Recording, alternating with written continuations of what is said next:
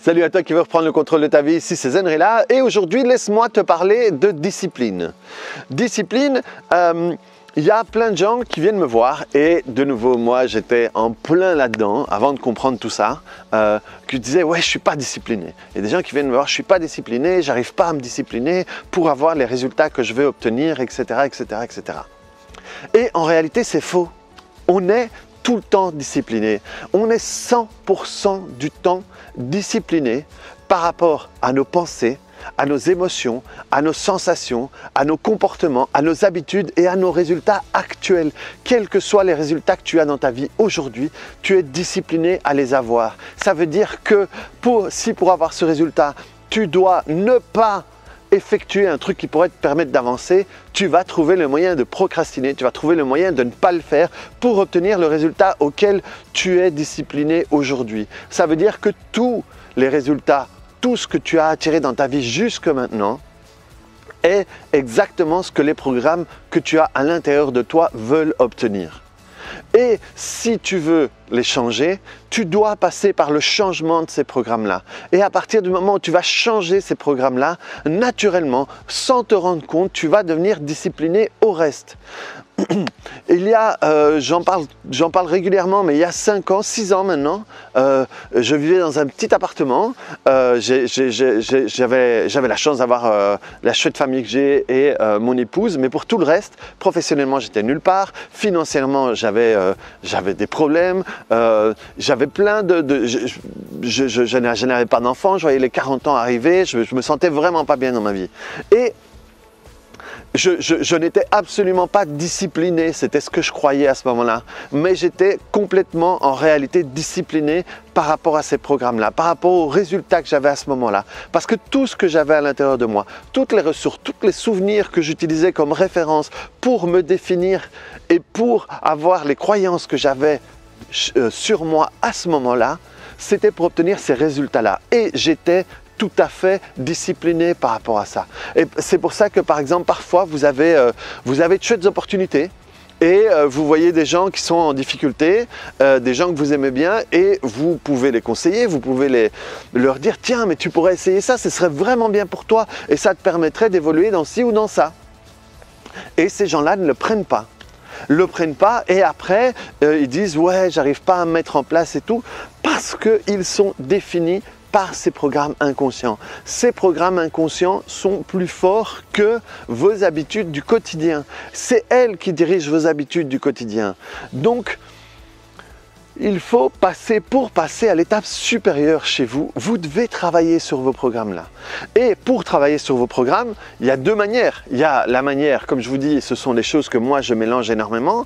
Il y a la manière thérapeutique en allant travailler sur votre passé, en allant travailler sur les événements du passé pour pouvoir les transformer les programmes et transformer les habitudes et les choses que vous faites naturellement sans vous en rendre compte, ou alors du côté coaching où vous allez créer un nouveau modèle qui va pouvoir venir écraser le modèle actuel.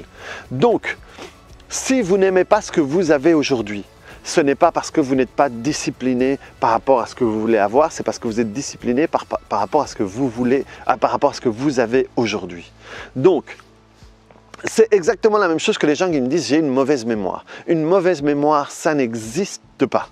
Ça n'existe pas. C'est vos croyances qui vont déterminer vos capacités de mémoire, vos capacités de lecture, vos capacités de calcul. Comme la bosse des maths, de nouveau, ça n'existe pas. Allez voir les spécialistes en neurosciences, les spécialistes dans tout ça, ils vous expliquent ça de long en large. Idriss Aberkan, par exemple, il l'explique de long en large. La force qu'on va avoir en maths, en français, en langue ou quoi, ça va être déterminé par notre système de croyances.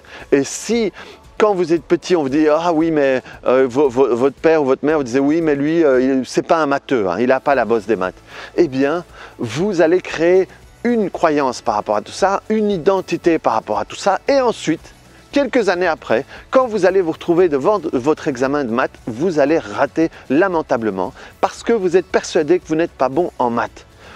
Si jamais vous pouvez travailler là-dessus ou un jour vous pouvez vous rendre compte que c'est faux, vous allez voir comment votre compréhension des mathématiques va augmenter de manière assez surprenante. C'est pareil pour tout. C'est pareil pour les langues, c'est pareil pour 36 000 choses. Parce que ce sont vos systèmes de croyances qui vont diriger vers où vous allez être. Donc, vous êtes discipliné. Il faut être discipliné pour que à chaque fois que je dois faire quelque chose d'important, je préfère glander, regarder Netflix, jouer avec mon téléphone ou quoi que ce soit. Et à chaque fois, je fais le même coup ou à chaque fois, je trouve un moyen de le saboter. Il faut être discipliné pour parvenir à le faire. Sauf que vous êtes discipliné vers ces comportements qui ne sont pas positifs entre guillemets par rapport à ce que vous voulez être. Mais comme votre inconscient, lui, ne juge pas, il ne dit pas si c'est bien ou si c'est mal, s'il a défini un programme, c'est ce programme-là qui a sa raison d'être. Donc vous êtes discipliné pour avoir ces résultats-là. Travaillez sur ces programmes-là. Qu'est-ce que ça veut dire? Comment est-ce que vous avez mis ça en place? Si vous avez des problèmes d'argent, d'où est-ce qu'ils viennent? Est-ce que vous aviez des problèmes à la maison? Est-ce qu'à la maison, quand vous étiez petit, vos parents avaient l'habitude de dire que l'argent, ça pousse pas sur les arbres, tu crois que c'est facile de gagner de l'argent, l'argent c'est mauvais, les gens qui gagnent l'argent sont tous des voleurs, etc., etc. Tout ça va forger un système de croyance par rapport à l'argent. Et donc, votre discipline inconsciente va être sur le fait de absolument pas gagner beaucoup d'argent parce qu'on vous a dit que c'était pas bon. À l'inverse, si on vous dit, si vous avez des parents qui professionnellement réussissent très bien, qu'il y a toujours eu de l'argent, il y a tellement eu d'argent que ça n'a jamais été un problème, ça n'a jamais été un sujet de conversation, c'est facile, c'est ci, c'est ça, et bien naturellement pour vous, vous allez faire des choses qui vont vous apporter de l'argent sans que vous ayez d'efforts à faire. Chez moi, dans ma famille, on parle tous au moins 3 langues. Et moi, j'en parle 5. J'ai une autre sœur qui doit en parler aussi, 4-5. J'en ai une autre un peu moins qui, elle, justement, a la croyance qu'elle n'est pas bonne en langue. Et donc, elle parle français, espagnol, bien sûr, mais les autres, elle a plus de mal. Tandis que ma sœur, mon autre sœur et moi, pour nous, les langues, c'est un jeu. C'est un truc agréable. Moi, je parle 5 langues, mais aussi je connais plein de mots. Dès que j'ai traîné énormément avec des amis arabes, des amis africains, et donc je connais plein de mots d'arabe, je connais plein de mots de lingala. Et pour moi, c'est un jeu, c'est un plaisir. Et dès que je suis avec quelqu'un, je dis tiens, apprends-moi un mot ou un truc du style, parce que c'est un jeu. Donc du coup, pour moi, c'est facile. Mon fils, on lui apprend de nouveau depuis tout petit à faire tout ça pour que ça devienne facile. Comme ça, son mental, pour lui, ce sera facile. Et donc, il pourra apprendre facilement et il sera discipliné par rapport à ça. Donc, arrêtez de croire que vous n'êtes pas discipliné. Vous ne devez pas travailler sur votre discipline. Vous devez travailler sur ce que vous avez à l'intérieur de vous, sur ce qui fait que vous êtes à l'endroit où vous êtes aujourd'hui. Et où le transformer, ou créer un nouveau modèle, que celui que vous voulez, et à ce moment-là, saturez votre inconscient avec ce modèle-là pour transformer et pour aller vers ce milieu-là. Ça veut dire quoi? Ça veut dire, dans le coaching, on utilise beaucoup la visualisation, les affirmations, etc., etc., pour justement créer ce nouveau modèle. Et je crois que je suis un peu dans l'ombre, mais tant pis. Pour créer ce nouveau modèle, pour remplacer l'autre avec la répétition, la répétition, la répétition, la répétition. Donc voilà, reprenez le contrôle de votre vie par rapport à tout ça.